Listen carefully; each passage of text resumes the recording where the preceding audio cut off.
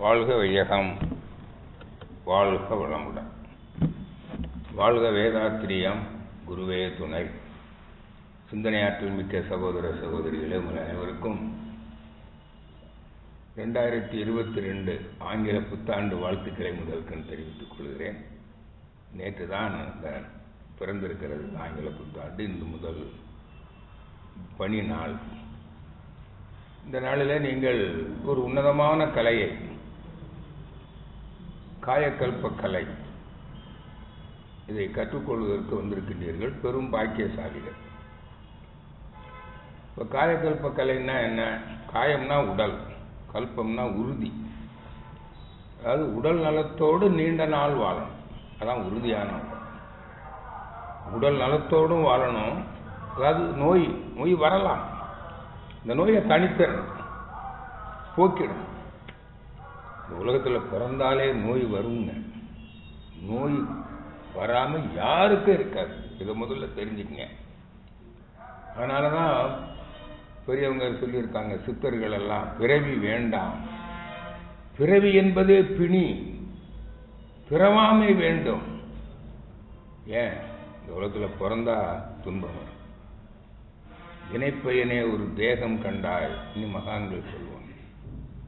தீய வினைகள், முன்வினை சொல்றோம், சஞ்சித கர்மம்.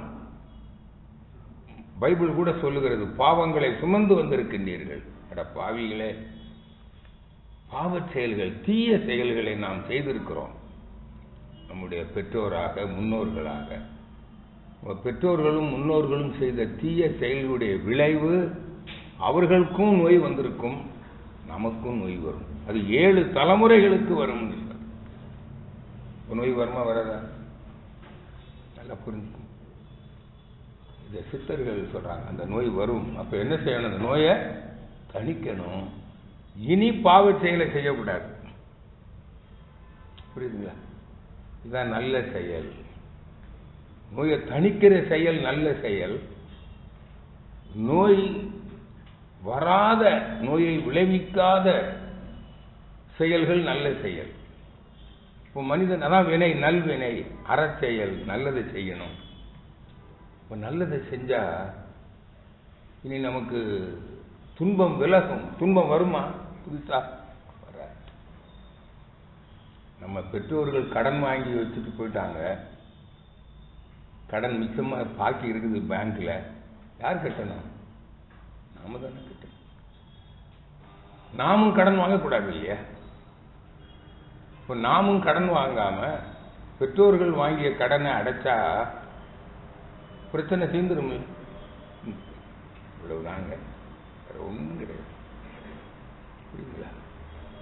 அதான் வினை விதைத்தவன் வினையா இருப்பான், தீதும் நன்றும் பிறர் தர வாரா. உன் கையின் பிரயாசத்தை நீ சாப்பிடுகிறாய், பைபிள் சொல்லு. புரிஞ்சுட்டீங்களா? அதனால இந்த உலகத்தில் நோய் வரும். அப்போ வந்த நோயை என்ன பண்ணணும்? தணிக்கணும். இனி நோய் வராத வகையில் நம்முடைய செயல்களை ஒழுங்குபடுத்திக் கொள்ளணும். அப்படி வாழ்ந்தவர்கள் தான் சித்தர்கள். சித்தர்கள்னா அறிவில் முழுமை பெற்றவர்கள்னு பேரு, ஞானிகள்னு பேருங்க. சித்தம்னா அறிவு. இல்லைங்களா? தமிழ்நாட்டில் தான் அந்த சித்தர்கள் வாழ்ந்தாங்க. ஏன்னா தமிழ் தானே மூத்த மொழி. தமிழன் தான் முதல்ல இந்த பூ உலகத்தில் தோன்றிய முதல் மொழி தமிழ் தான். தமிழ் எண்ணம் மொழி என்பது அதுதான் அறிவுக்கு தான் மொழி, கல்வி. புரியுதா? மொழி வளம் இல்லைன்னா அறிவு இல்லை. அதனாலதான் இந்த தமிழர்கள், தமிழ்நாட்டு சித்தர்கள், அவங்க தான் இப்படி வாழ்ந்தாங்க. இதெல்லாம் கேள்விப்பட்டிருப்பீங்க.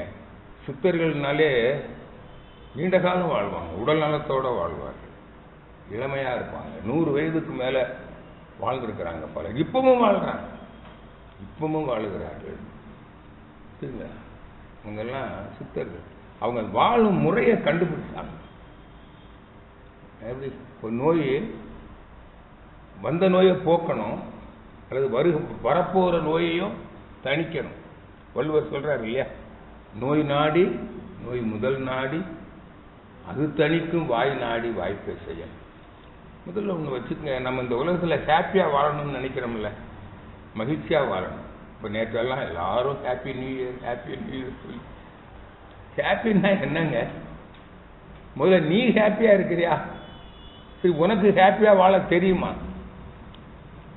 மகிழ்ச்சியாக இருக்கீங்களா? மகிழ்ச்சின்னா என்ன? எதெல்லாம் மகிழ்ச்சி?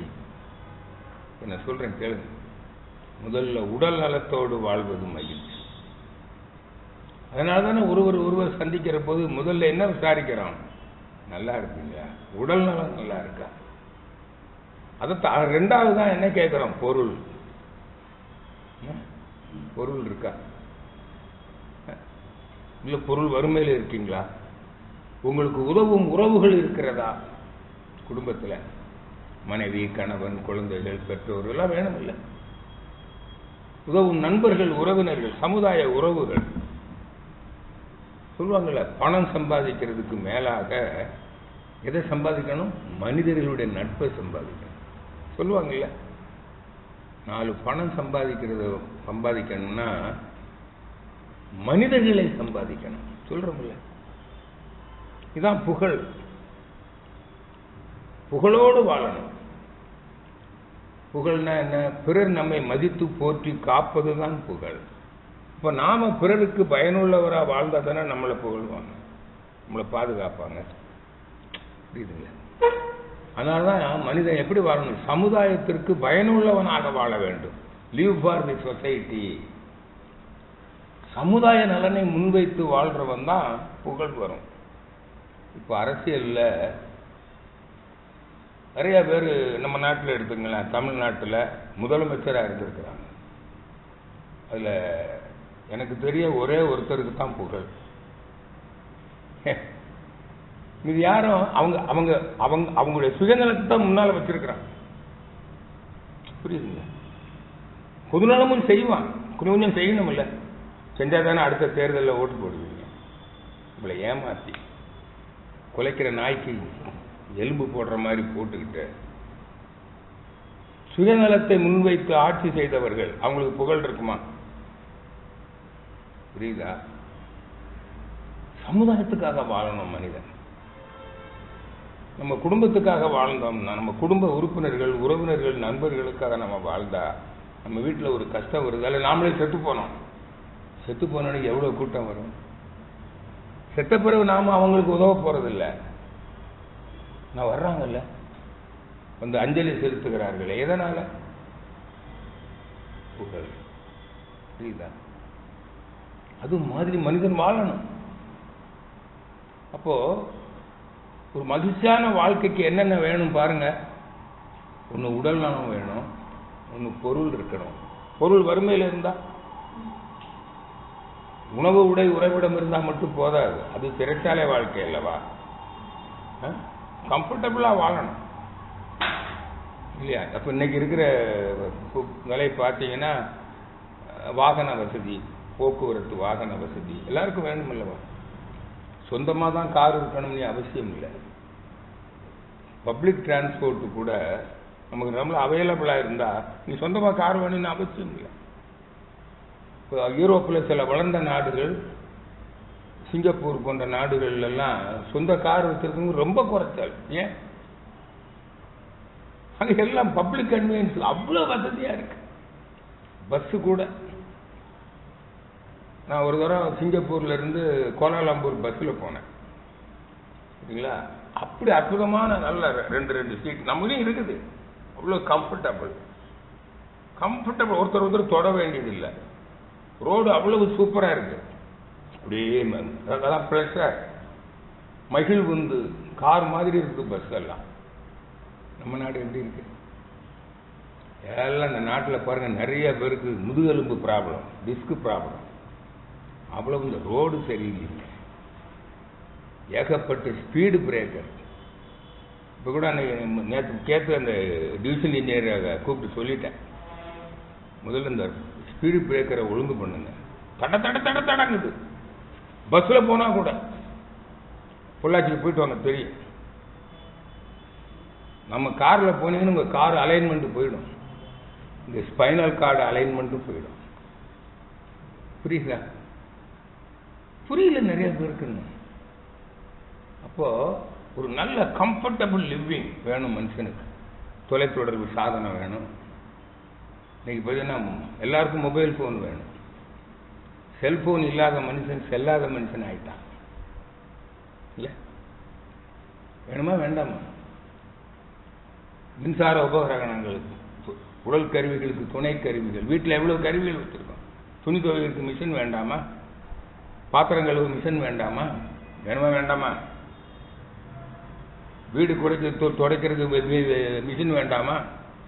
இதெல்லாம் கம்ஃபர்டபுள் லிவிங், இதுதான் வசதியான வாழ்க்கை. சில நாடுகள் அப்படி இருக்கு, எனக்கு தெரியும். நான் நேரடியாக பார்த்துட்டு வந்திருக்கிறேன் பல நாடுகளுக்கு போய். சொன்னா நம்ம நாட்டில் இருக்கிற வளம் வேறு எந்த நாட்டிலையும் சொல்லுவாங்க. இது பெரிய ஜனத்தொகை மிகுந்த நாடு. இந்த ஜனத்தொகைக்கு தேவைக்கு அளவுக்கு இந்த பொருள் வளம் இருக்கு. ப்ராப்பர் டிஸ்ட்ரிபியூஷன் இல்லை. என்னுடைய மொபைல் நம்பர் அப்புறம் சொல்றேன், நீங்க போன் பண்ணுவீங்க. உங்க ஒரு பாட்டு வரும், காலர் டியூன். என்ன தெரியுமா? எல்லாரும் எல்லாமும் பெற வேண்டும், இங்கே இல்லாமை இல்லாத நிலை வேண்டும். அதான் சமத்துவம், பொருளாதார சமத்துவம். ஏன் பொருள் இல்லாருக்கு உலகம் இல்லை. வேதாத்திரி மகரிஷி தான் சொல்றார். அதுதான் உலக அனைத்து நாடுகளும் சர்வதேச ஒரு கூட்டமைப்பு, கூட்டாட்சி அமைத்து பல நாடும் ஒன்றிணைந்த பொருளாதார கொள்கை வரணும்னு சொல்றார்.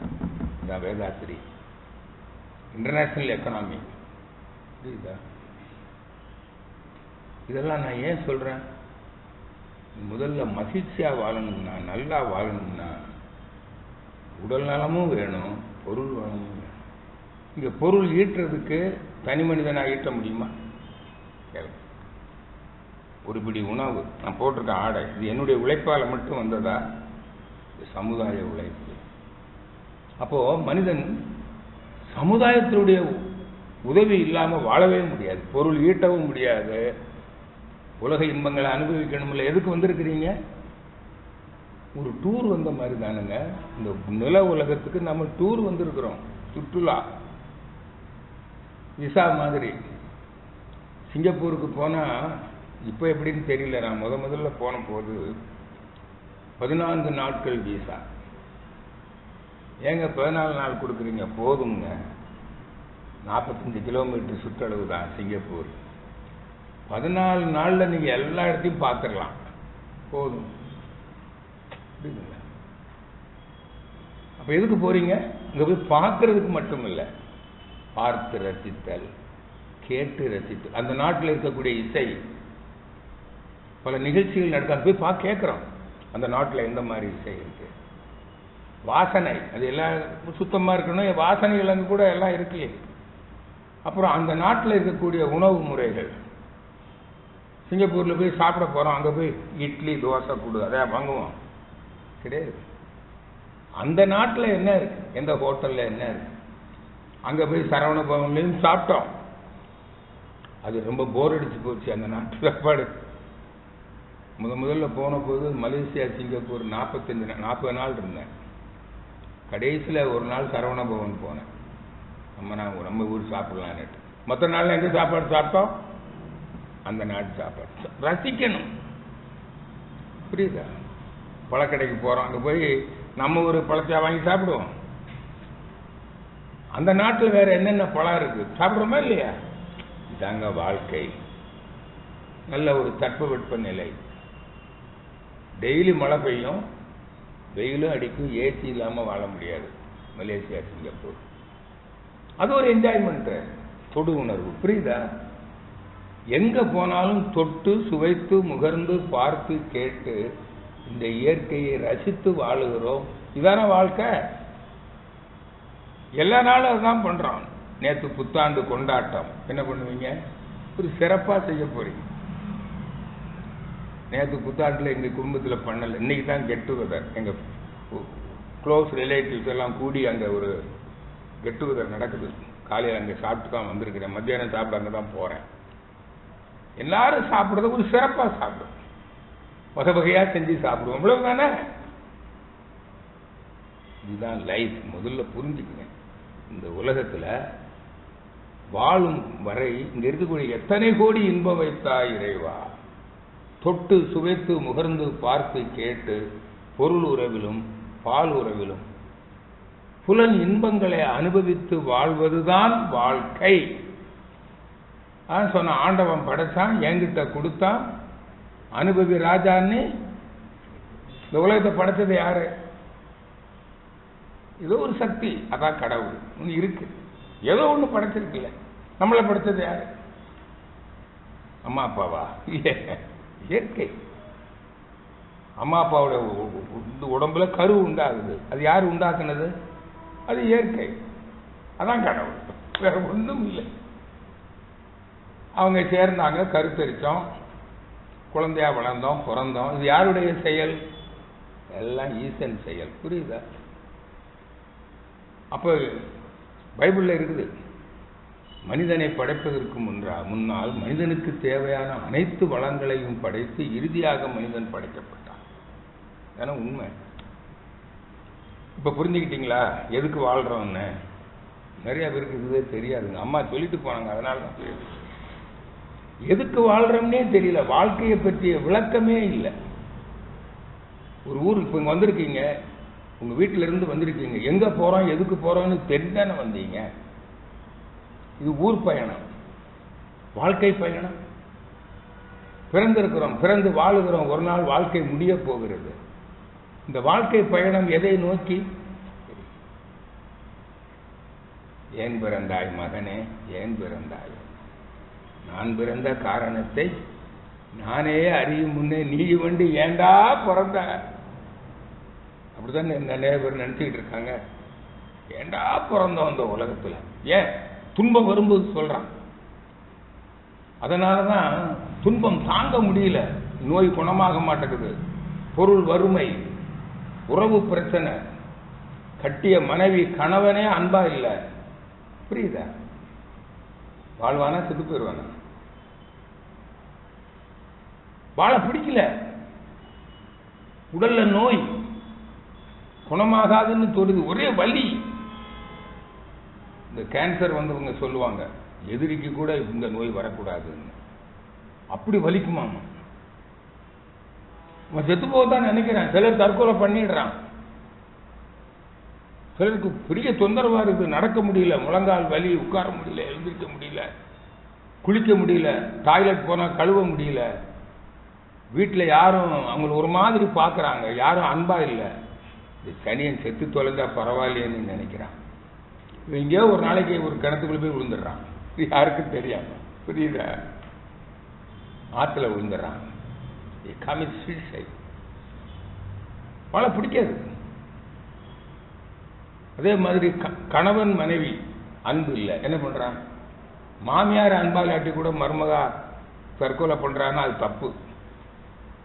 கணவன் உண்மையில அன்பா இருந்தா மாமியாருடைய பிரச்சனை அவங்களுக்கு போமா, நீ எவ்வளவு நாளைக்கு தான் பண்ணிடுவ, நீ என் கணவனுடைய அன்பு இருக்கு, எனக்கு இது போதும், நீ உனக்கு இப்பவே வயசாகி போச்சு, 60க்கு மேல ஆகி போச்சு, நீ கொஞ்சம் நல்லா இருப்ப போ, அது வரைக்கும் நான் தாங்கிக்கிறேன். இருப்பீங்களா இல்லையா? கணவன் ஒரு கொடுங்கோலனாக இருந்தால், மனைவி ஒரு அரக்கியாக இருந்தால் வாழ்வீங்களா? தான் வாழ்க்கை. இப்படி வாழணும். புரியுதுங்களா? இதுதான் இப்படி வாழ்வதற்கு மனிதனுக்கு தகுதி வேணும். அது என்ன தகுதி சொல்றேன்ல? முதல்ல உடல் நலத்தோட வாழணும். அதுக்குதான் இந்த உடல் பற்றிய அறிவு, நோயின்னா என்ன பற்றி சொல்ல போறோம். வேற ஒண்ணும் இல்லை, நீங்க ஈஸியா புரிஞ்சு. இப்ப இந்த கொரோனா வந்த பிறகுமா தெரியல நோயின்னா என்ன. இது இம்யூனிட்டி, தாங்கும் சக்தி, நோய் எதிர்ப்பு சக்தின்னு எல்லாம் சொல்றீங்கல்ல, அது என்னதுங்க? உயிர் சக்தி, வேற ஒண்ணும். நம்ம உடலை இயக்குகிற ஒரு சக்தி இருக்கு. உடல் இயக்கம் நடக்கலையா? அசைக்கிறோம், ஜீரணம் நடக்குது, மன இயக்கம் நடக்குது, பார்க்கிறோம், கேட்கிறோம். உடல் மன இயக்க ஆற்றலாக இருப்பது உயிர். புரியுதுல? இப்ப கொரோனா வைரஸ் உள்ள வருது. அந்த வைரஸை எதிர்த்து போராடி அதோட நச்சுத்தன்மையை முறித்து அதை வெளியேற்றுது. அது என்னதுங்க? அதான் இம்யூனிட்டி, நோய் எதிர்ப்பு சக்தி. உயிர் சக்தி வலுவா இருந்தா அதான் நோய் எதிர்ப்பு சக்தி. அந்த உயிர் சக்திக்கு பெயர் தான் பயோ மேக்னெட்டிக் எனர்ஜி. விஞ்ஞான காலத்துக்கு ஏற்ப வேதாத்திரி மகிழ்ச்சி பேர் வச்சிருக்கிறார். இப்போ இங்க மின்சார சக்தி இருக்கு இல்லையா, இதுக்கு என்ன பேரு? Electro magnetic energy, electro magnetism. நம்ம உடம்புல இருக்குது பயோன்னா உயிர், அதே மேக்னட்டிசம் தான். மேக்னெட்ங்கிறது வடமொழியில பிராணவம், பிராணன். அதான் என் பிராணனை வாங்காத பிராண சக்தி அப்படின்னா உயிருங்க, வேற ஒண்ணு. என் உயிரை வாங்காதன்னு சொல்றாங்கல்ல, என் உயிர் போகுதேங்கிறீங்க. உடம்புல உயிர் இல்லைன்னா உடல் இயக்கம் நடக்காது, அதான் மரணம். புரிஞ்சுக்கிங்களா? அப்போ ஆரோக்கிய வாழ்வுக்கு என்ன வேணுங்க? நம்முடைய சீவகாந்த சக்தியை எப்பவும் வளமா வச்சிருக்கணும். அந்த சீவகாந்த சக்திங்கிறதா உயிர். அந்த உயிர் இருக்கிற வரையில் தான் நமக்கு உணர்வு இருக்கும், அதான் மனம். உயிர் போயிடுச்சுன்னா உணர்வு இருக்குமா? செத்தவனுக்கு தொட்டா தெரியுமா? சுவை தெரியுமா? வாசனை தெரியுமா? ஒளி தெரியுமா? ஓசை தெரியுமா? இல்லை. அப்போ இதான மனம். இப்போ உயிர் வேற மனம் வேறையா? நிறைய பேருக்கு இன்னும் மனம்னா என்னன்னு தெரியாது. வாட் இஸ் மைண்டுன்னு கேட்டால் நெவர் மைண்டுன்றான். வாட் இஸ் லைஃப்னு கேட்டால் லைஃப் இஸ் ப்ராப்ளம்ங்கிறான். இந்த உடல் கூறு விஞ்ஞானிகளுக்கே உயிர்னா என்னன்னு தெரியாது. இந்த மருத்துவர்கள் இருக்காங்களா, ஆங்கில மருத்துவர்கள், உயிர்னா என்னன்னு கேளுங்களேன். உயிர் இல்லைன்னு சர்டிபிகேட் கொடுப்பான், செத்து போச்சுன்னு. உயிர் எங்க இருக்கு சொல்லு? ஏன்னா உனக்கு உயிர் பற்றிய அறிவே இல்லை. இங்க MBBSல படிக்கவே இல்லை. புரியுதா? அது விஞ்ஞானம். விஞ்ஞானிகளுக்கு அந்த அறிவு கிடையாது. வேதாத்திரி மகரிஷி போன்ற மெய்ஞானிகளுக்கு தான் தெரியும் உயிர். அந்த உயிருக்கு இன்னொரு பேர் சித். அறிவு என்பதும் சித்தம், சித்தர்கள், உயிரை அறிந்தவர்கள். புரியுதா? சித்தம்ங்கிற சொல்லுக்கு ஒன்று உயிர்னு மனம், அறிவு. புரியுதுங்களா? அதான் சித்தர்கள், ஞானிகள், மெய்ஞானிகள், மெய்ப்பொருளை அறிந்தவர்கள். அப்படின்னா மெய்ப்பொருள்னா என்ன? அதான் கடவுள். எப்பொருள் எத்தன்மை தாயினும் அப்பொருள் மெய்ப்பொருள் கிடந்தது அறிவு. இந்த மருத்துவர்களுக்கெல்லாம் கடவுள் பற்றிய அறிவு இருக்குதா? சொல்லுங்களேன். யாராவது MBBS டாக்டர் கேள்வி. மனவளக்கலைக்கு வந்தவங்களுக்கு வேணா இருக்கும், அவங்க மெய்ஞானியா இருப்பாங்க. மெய்ப்பொருளை அறிந்தவங்க எத்தனை பேர் இருக்காங்க? அவனே கடவுளை வேண்டிட்டு இருக்கிறான். கடவுளே நான் ஆப்ரேஷன் பண்ண போறேன், நான் நல்லபடியா ஆப்ரேட் பண்ணணும்னு கடவுளை வேண்டு. எதுக்கு நீ கடவுளை வேண்டுற? கடவுள் எங்க இருக்கான்னு தெரியுமா உனக்கு? கடவுள் எதுன்னு தெரியுமா? தெரியாது. மெய்ப்பொருள் பற்றிய அறிவு இல்லை. ஆகையினால் அவர்களுக்கு உயிர் பற்றிய அறிவும் இல்லை. சரி, மனதை பற்றிய அறியாவது இருக்குதா? இந்த ஆங்கில மருத்துவர்களுக்கு, சித்த மருத்துவர்களுக்கு இருக்கு. புரியுதா? இந்த மனம்னு ஒரு சைக்காலஜிஸ்ட், சைக்காட்ரிக் படிக்கிறாங்கல்ல, மைண்டுன்னு ஒரு புக் இருக்குது. அந்த புத்தகத்துல மனம்னா என்னன்னு சொல்லவே இல்லையா.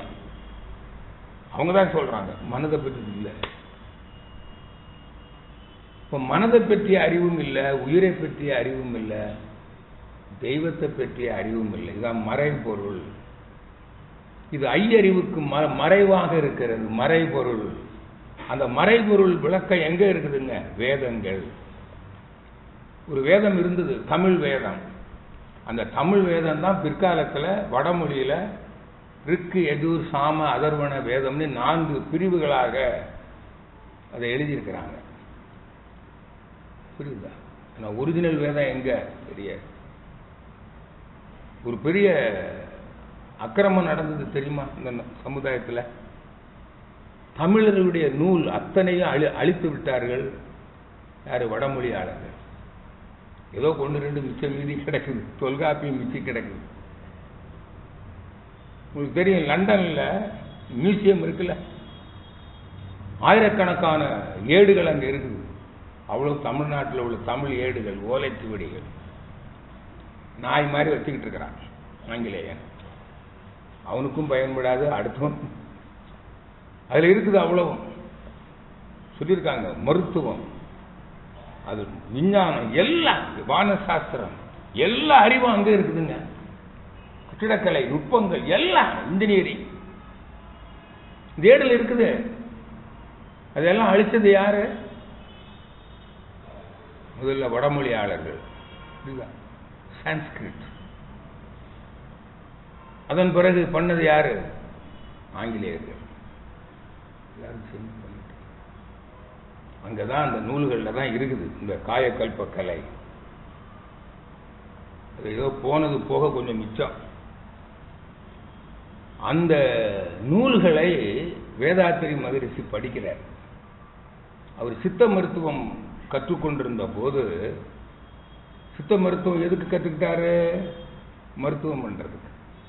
மக்கள் எல்லாம் துன்பப்படுறாங்க.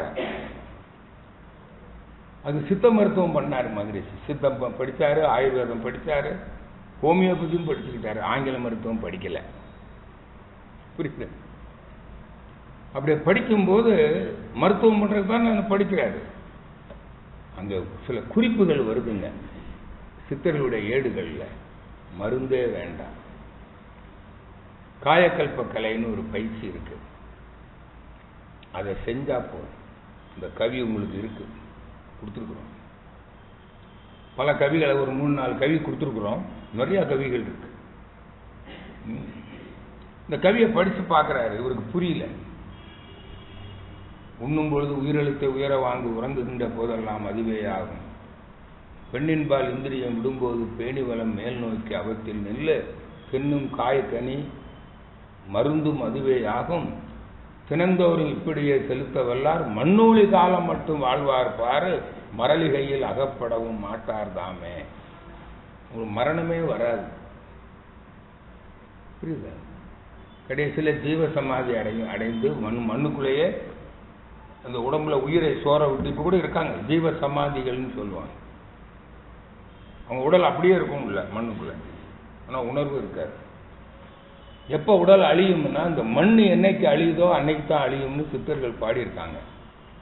அப்ப அந்த கலையை இவர் தெரிஞ்சுக்கிறதுக்காக ஆராய்ச்சி பண்றாரு. நீண்ட காலம் ஆராய்ச்சி பண்ணி கண்டுபிடிச்சிட்டாரு. அதை கண்டுபிடிச்சு அந்த பயிற்சியை அவரும் செய்து, அவருக்கு நெருங்கிய நண்பர்களுக்கு கற்றுக் கொடுத்து செய்ய வச்சு, அதுல எப்படி பலன் வருதுன்னு பார்க்கிறார். நோய் எதிர்ப்பு சக்தி கூடுதா, வயோதிகம் தள்ளி போடப்படுகிறதா?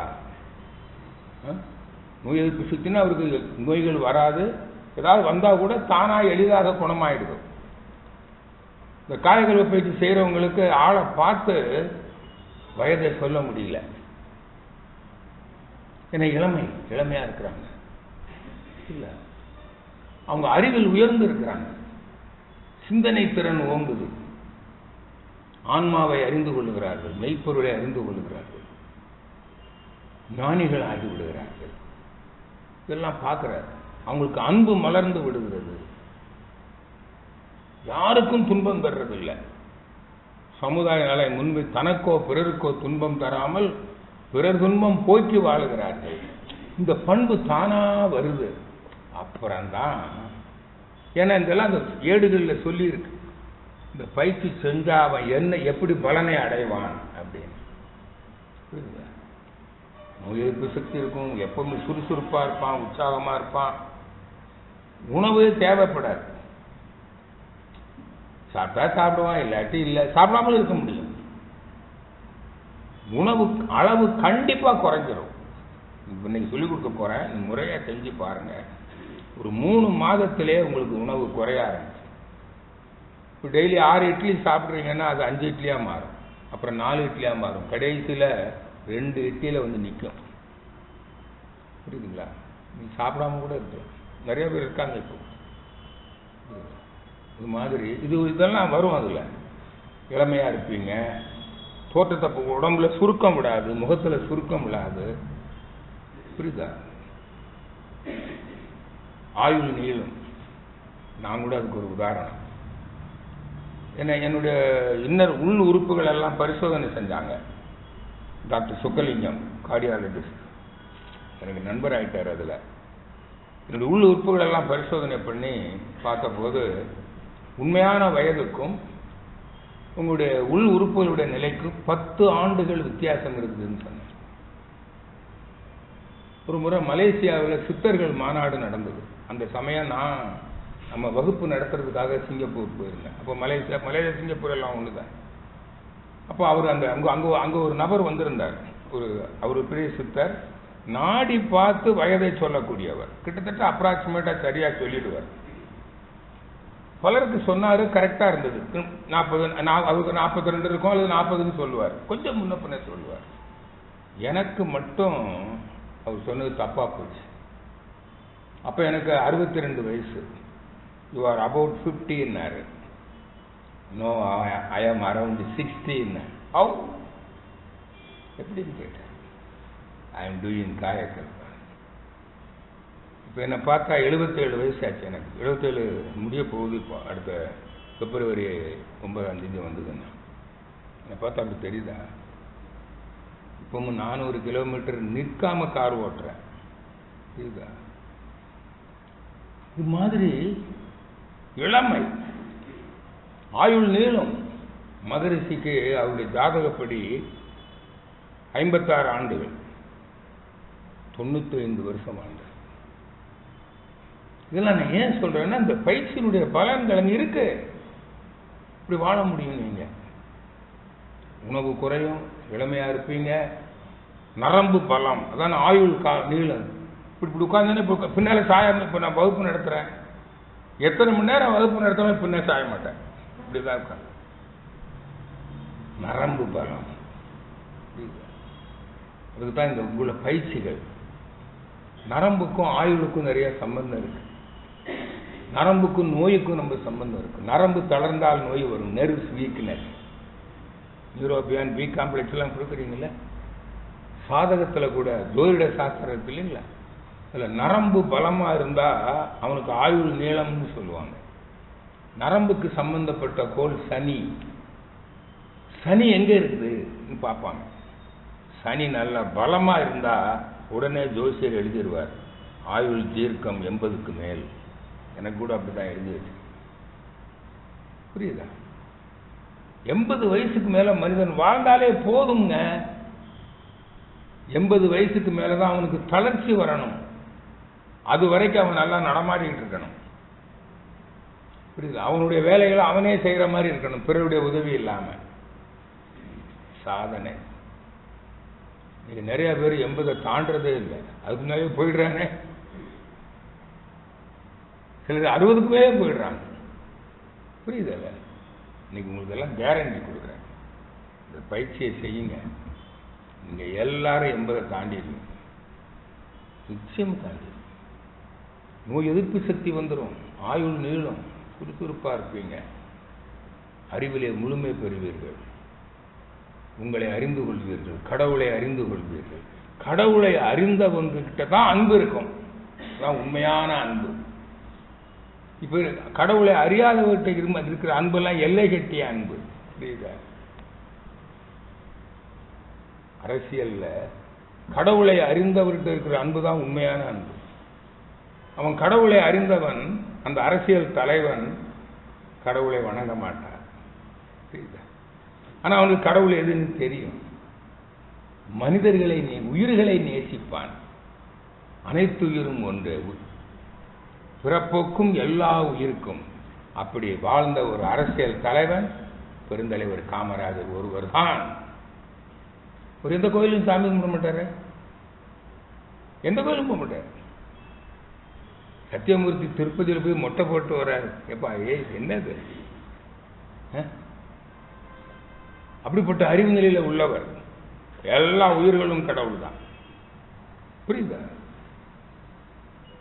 அப்போ உயிர்களை நேசிக்கணும். எல்லா உயிரும் தம்முயிர் போலே போற்றி மகிழ்ந்தாரே இயேசு பெறான் இல்லையா? இப்போ உயிர்களை நேசிக்கிற ஒரு பண்பு வேணும் அல்லவா? வனத்துல எல்லா உயிர்களையும், மனிதர்கள் மட்டுமில்லை, 5 அறிவு 4 அறிவு 3 அறிவு, 2 அறிவு, 1 அறிவு, தாவரத்தை நேசிக்கணும். நீ தாவரத்தை நேசிக்கிறவனா இருந்தா நீ தாவரத்தை அழிப்பியா? நிலவளம் நீர்வளத்தை அழிக்கிறீங்கல்ல, நிலவளத்தை நீர்வளத்தை அழித்தா எங்க தாவரம் வரும் சொல்லு? அரசியல்வாதிகளை அழித்துக் கொண்டிருக்கிறார்கள். அவங்களுக்கு தான் நம்ம ஓட்டு போட்டு வச்சிருக்கிறோம். அடுத்த தேர்தலையாவது ஒரு சரியான அரசியல்வாதியை கண்டுபிடிங்க, தேர்ந்தெடுங்க. வருவாங்க, யாராவது வருவாங்க. மதுரை சொல்லியிருக்காரு, உயிரறிவை உள்ளுணர்வாக பெற்றவர்கள் அரசியலுக்கு வருவார்கள். மதுரை சொல்லியிருக்காரு, கண்டிப்பா வருவாங்க. புரியுதா? அதனால இதெல்லாம் புரிஞ்சுக்கிட்டீங்களா எதுக்கு இந்த பயிற்சின்னு? அப்படி கடவுளை அறிந்தாதான் அன்பு வரும். மனைவியும் கணவனும் கடவுளை அறிந்தவர்கள். அறிந்தது சிவம், மலர்ந்தது அன்பு. அன்பே கடவுள். என் கார்ல கூட அப்படிதான் எழுதி வச்சிருக்கேன், அன்பே கடவுள், அறிவே தெய்வம். எழுதி வச்சிருக்கேன் பாருங்க, இங்கதான் விற்குது. புரியுதா? அப்படிப்பட்ட அன்பு இருக்கு. வேணுமா வேண்டாமா? அன்புன்னு ஒண்ணு இருந்தா எங்கேயாவது சண்டை சச்சரவு வருமா? காவல் நிலையத்தில் புகார் இருக்குமா? குற்ற நீதிமன்றம், உரிமையியல் நீதிமன்றம், குடும்ப நீதிமன்றங்களில் வழக்கு இருக்குமா? ஒரு நாட்டில் காவல் துறையினர் இத்தனை பேர் வேணுமா? ஒரு நாட்டுக்கு ராணுவம் தேவையா? சைனா நம்மகிட்ட அன்பா இருந்தா நம்ம ராணுவ தளவாடங்களை உற்பத்தி பண்ணுவோமா? ராணுவத்துக்கு ஆகிற செலவு எவ்வளவு? பெருந்தொகை. Major percentage goes to police and defence. அந்த வாங்கும் சக்தியை சமுதாய பொருள் வளத்துக்கு, பொருளாதார மேம்பாட்டுக்கு திருப்பினா இங்க எல்லாரும் எல்லாமும் பெறலாம். அன்பு இருந்தா செல்வந்தர்கள் இப்படி உருவாகியிருப்பாங்களா? அண்ணாந்து பார்க்கின்ற மாளிகை கெட்டுவானா பக்கத்தில் அருகில் ஓலை குடிசை இருக்கிற போது? கார் வேணும். எதுக்கு பெரிய பெரிய காஸ்ட்லி காரெல்லாம் உற்பத்தி பண்றீங்க? நம்முடைய பிரதமருக்கு 12 கோடி ரூபாய்க்கு கார் வாங்கியிருக்கிறோம், 2 கார். இப்போ ஏன்? எதிரிகள் உள்நாட்டுக்குள்ளே இருக்கிறான், வெளிநாட்டிலே இருக்கிறான். அதனால தானே பாதுகாப்பு இவ்வளவு பண்ண வேண்டியிருக்கு. அன்பு இருந்தா இப்போ பாகிஸ்தானுக்கு பயந்துக்கிட்டு போடுறோம், சைனாவுக்கு பயந்துக்கிட்டு இந்த கார்ல போற. சைனாக்காரனுக்கும் பாகிஸ்தான்காரனுக்கும் அன்பு இருந்தா நமக்கு செலவு வருமா? புரியுதா? அன்பு எவ்வளவு முக்கியமான. அப்ப அன்பு இருந்தா யாராவது பொருள் பறிப்பானா? எல்லாரும் தொழில் அறிவை வளர்த்து கொண்டு உழைப்பான். ஏமாத்துவானா? கொள்ளையடிப்பானா? திருடுவானா? லஞ்சம் வாங்குவானா? அன்பு. உழைக்க தெரியாதவன், இயலாதவனுக்கு என்ன பண்ணிடுவான்? பிறருடைய தேவையை மதித்து தன்னுடைய தேவையை என்ன பண்ணுவான்? கட்டுப்படுத்துவான். பாருங்க எத்தனை கார்கள் போகுது, BMW, பென்ஸ். ஏன்? நானும் தான் ஒரு கார்ல போறேன், இருக்கிறதுல மார்க்கெட்ல சீப் அண்ட் பெஸ்ட். இதுலயும் 4 சக்கரம் தான் போகுது, இதுவும் 100 கிலோமீட்டர் வேகம் தான் போகுது. ஹைவேல நீயும் 100க்கு மேல 80க்கு மேல போக முடியாது, நானும் 80க்கு மேல போக கூடாது. அப்புறம் எதுக்கு அந்த கார் வாங்குற? ஏன் அந்த கார் உற்பத்தி பண்றீங்க? அரசாங்கம் என்ன பண்ணுது? புரியுதா? வீடு கட்டுறதுக்கு லைசன்ஸ் கொடுக்குறீங்களே, மதுரை சொல்ற, ஏன் அவ்வளவு பெரிய வீடு கட்டுற? தேவைக்கு மிகுதியா? யாருக்கு அன்பு இல்லை? ஆட்சியாளர்களுக்கு அன்பு இல்லை. புரியுதா? அன்பு ஒன்று இருந்தால் உறவு பிரச்சனையும் இல்லை, பொருள் பிரச்சனையும் இல்லை. அப்ப பிறருக்கு தீங்கு செய்ய மாட்டான். அப்ப இவனுக்கு நோய் வருமா? புரியுது? தன் மீது அன்பு இருக்கும் அல்லவா, அப்போ தன்னுடைய உடல்நலம் கெடாம பார்த்துக்குவான்ல. அது வேற ஒண்ணும் இல்லைங்க. ஒரு 5 செயல் இங்க சொல்லிக் கொடுக்க போறோம். இந்த 5 செயலில் கொஞ்சம் கவனமா விழிப்போட செயல்படுவீங்க. உண்ணுதல், உழைத்தல், உறங்குதல், உடலுறவு கொள்ளல், எண்ணுதல்.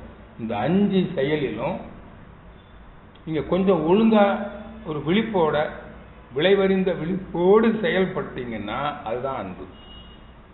நோய் வரும்னு நினைக்கிறீங்களா? நோய் எப்பெல்லாம் வருதுங்க? உணவுல ஒழுங்கு இல்லை சொல்றாங்கல்ல. எதை சாப்பிடணும், எப்ப சாப்பிடணும், எப்படி சாப்பிடணும், எவ்வளவு சாப்பிடணும்,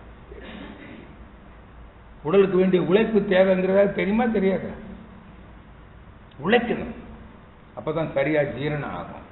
ஜீரணம் ஆயிட்டா நோய் இல்லை, அஜீரணமே நோய். புரியுது? நல்லா உறங்கணும்னு தெரியுமா தெரியாதா? நல்லா உறங்கணும். இரவு நேரம் உறக்கம் கேட்டா நோய் வருதா இல்லையா? அதே மாதிரி வயதுக்கு வந்தவர்களுக்கு தாம்பத்திய உறவு வேணும், அதுலயும் அதிகமாக ஈடுபடக்கூடாது. செக்ஸ். அப்போ பால் உறவுக்கும் உடல் நலத்துக்கும் சம்பந்தம் இருக்குது இல்ல? புரியுது? அதே மாதிரி மனதை எப்பவுமே அமைதியா வச்சிருக்கணும். மனம் கொந்தளிக்குதுல, டென்ஷன், ஸ்ட்ரெஸ், டிப்ரெஷன், மன அழுத்தம்னு சொல்றீங்கல்ல, அது என்னது? இந்த மன அழுத்தம் வந்தா, டென்ஷன் வந்தா நம்ம உடம்புல என்ன ஆகும்? உயிர் சக்தி குறைஞ்சி போகும். அதே போல உணவு, உழைப்பு, உறக்கம், பால் உறவு, இந்த நாளிலையும் அளவு முறையை மீறினீங்கன்னா நம்ம உடம்புல உயிர் சக்தியுடைய வோல்டேஜ் குறைஞ்சிரும். இதுதான் நோய். இந்த புத்தகத்தில் இருக்கும். இப்ப நான் இவ்வளவு நேரம் சொல்றது எதுக்குன்னா, நீங்க கற்றுக்கொள்ள போகிற பயிற்சி இருக்கு இல்லைங்களா, அதை நீங்க அப்பதான் ரொம்ப விருப்பத்தோட பொறுப்புணர்வோட முறையா கத்துக்குவீங்க. அப்பதான் கற்க கசடற, அப்புறம் கற்ற பின் நிற்க. இன்னைக்கு ஒரு நாள் கத்துட்டு போய் பிரயோஜனம் இல்லை, செய்யணும். நான் காயக்கல்ப பயிற்சி தியானம் 1978 மகிழ்ச்சிக்கிட்ட தீட்சை வாங்கினேன். கோவையில தான். 84 தான் ஆர்எஸ்புரம் அன்னபூர்ணா ஹோட்டல்ல மகிழ்ச்சி காயகல்பம் நடத்தினாங்க முதல்ல. அப்போ காயகல்ப பயிற்சி எடுத்துக்கிட்டேன். இன்னைய வரைக்கும் செஞ்சுக்கிட்டு வரேன்.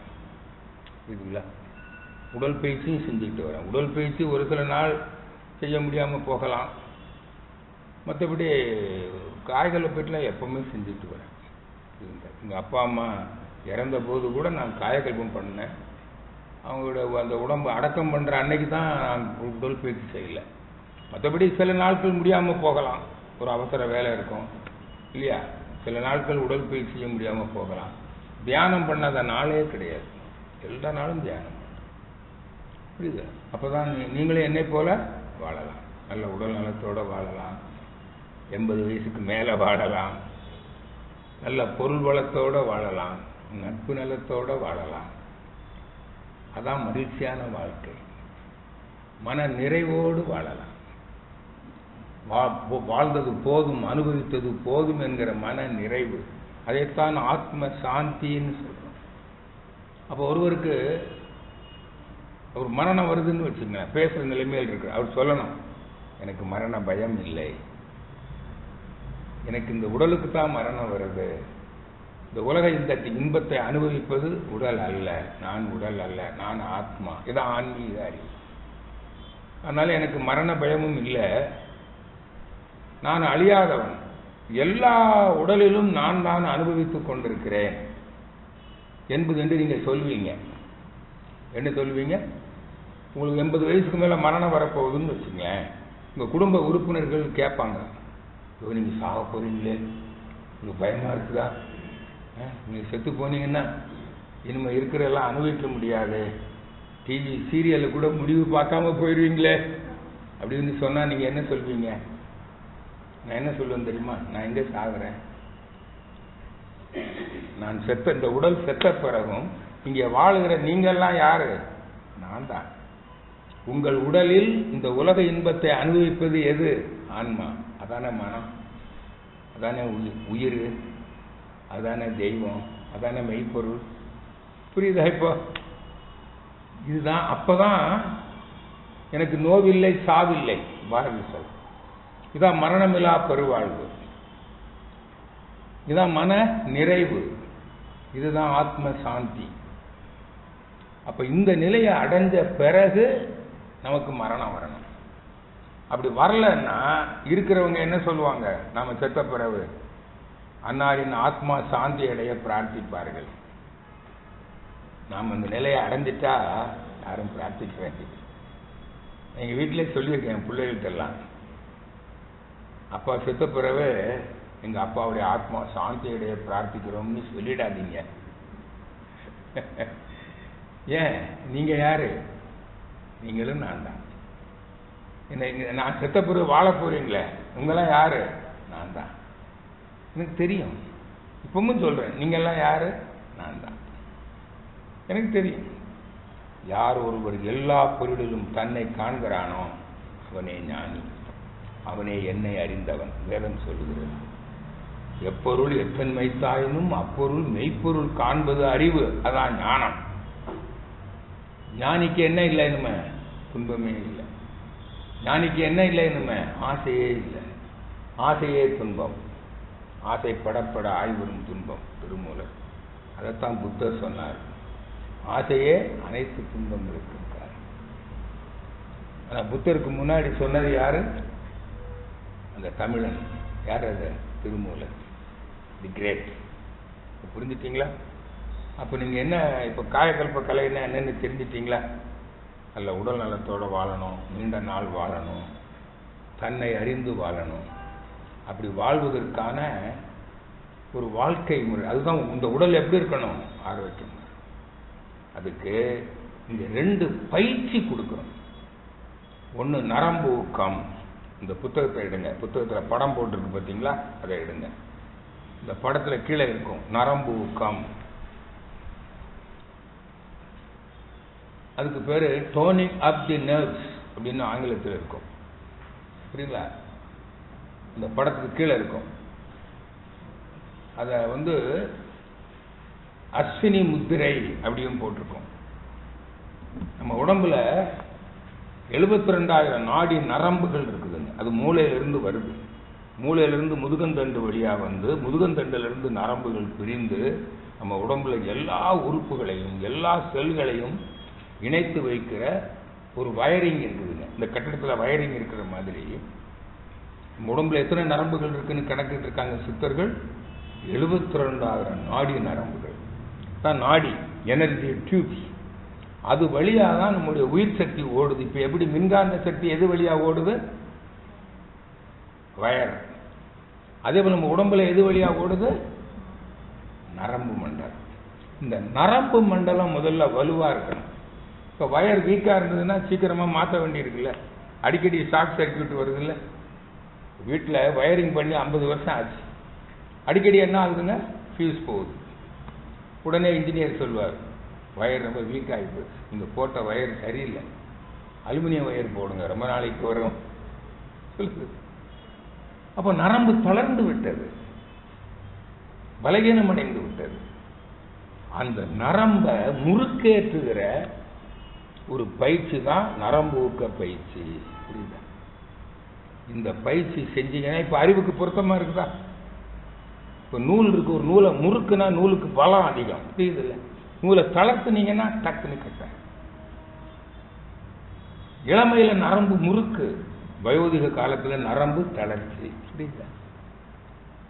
அப்போ நீங்க இந்த நரம்பை அவ்வப்போது முறுக்கேற்றி வச்சுக்கிட்டீங்கன்னா வயோதிகத்தை தள்ளி போடலாங்கிறத அறிவுக்கு ஏற்றுக்கொள்ற மாதிரி இருக்கா இல்லையா?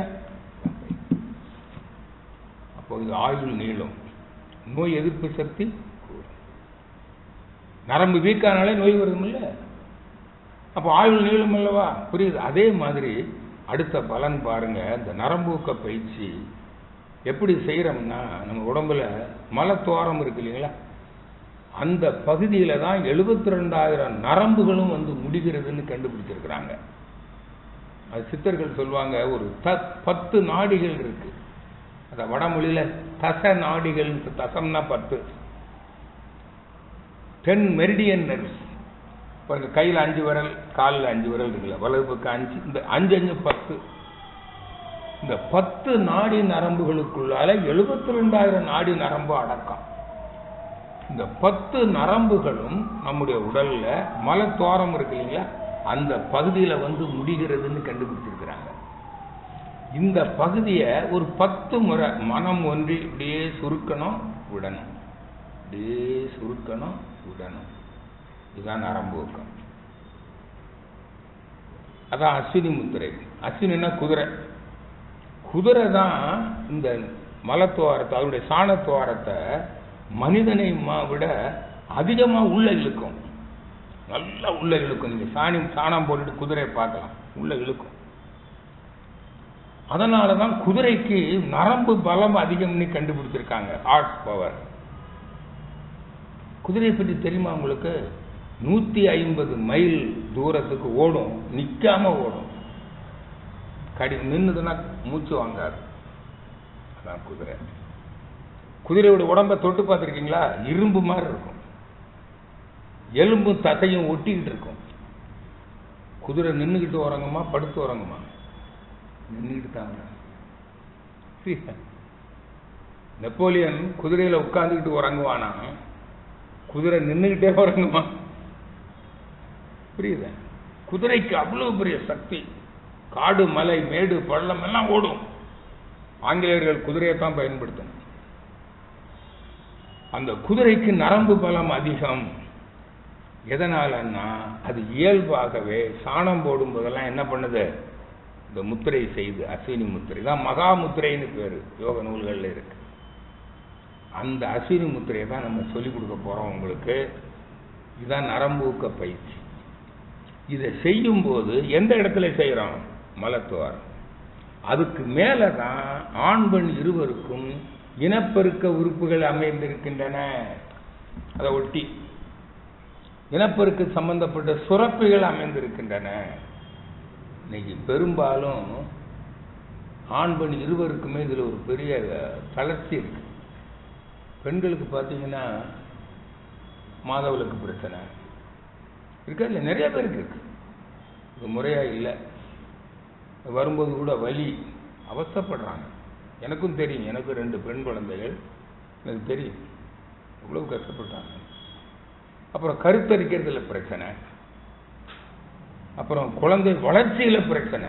குழந்தை வளர்ந்து பிறக்கும் போது அது குறைபாடோட பிறக்குது. டெலிவரி நார்மல் ஆகிறது இல்லை, தாய்ப்பால் இருக்கிறது இல்லை, டெலிவரி ஆன பிறகு கருப்பை சுருங்கிறது இல்லை. புரியுதா? இன்னும் பின்னாடி அப்புறம் மெனோபாஸ் பீரியட் வரையில பெரிய தொந்தரவுகள் இருக்கு பெண்களுக்கு.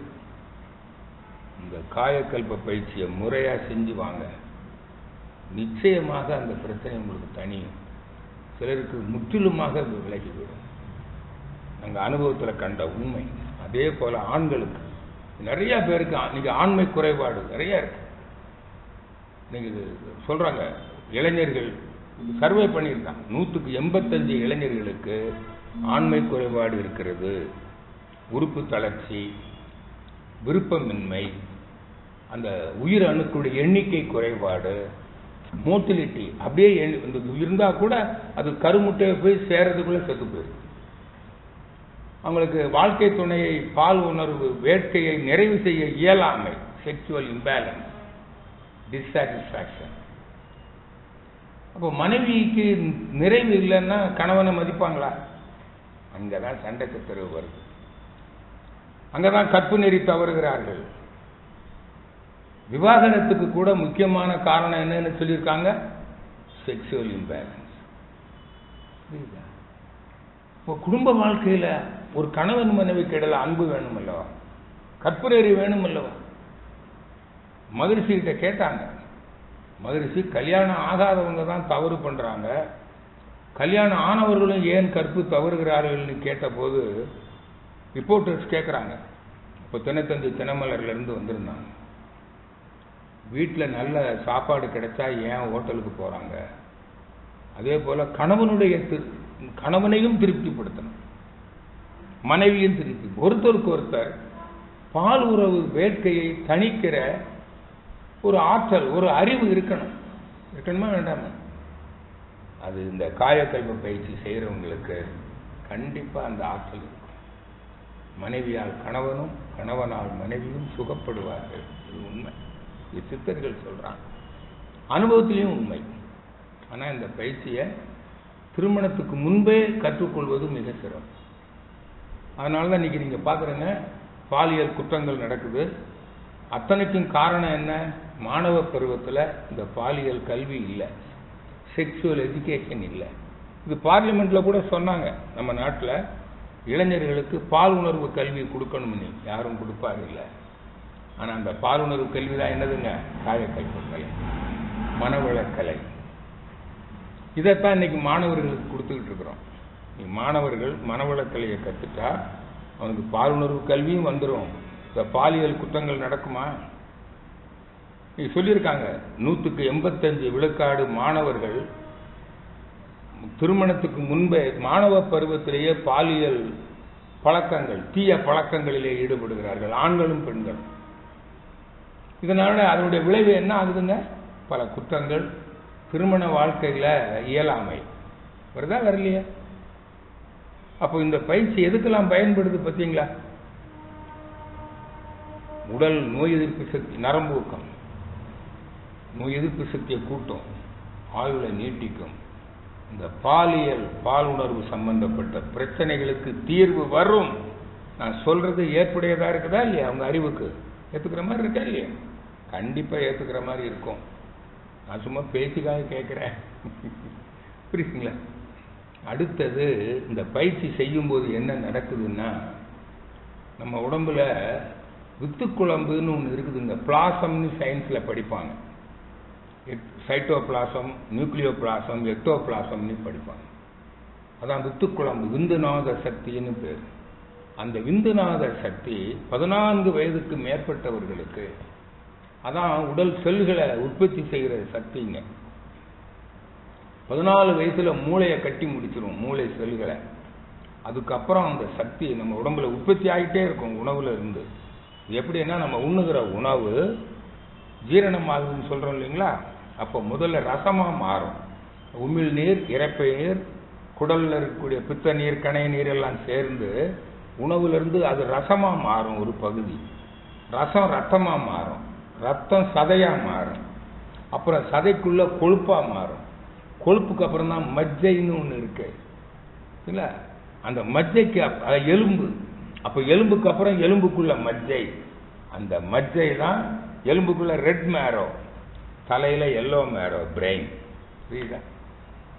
அதுக்கப்புறம் இன்னொரு சத்து பொருள் உண்டாகுது, அதுதான் சுக்கிலம், விந்துநாத சக்தி, செக்ஷுவல் வைட்டல் ஃப்ளூயிட்.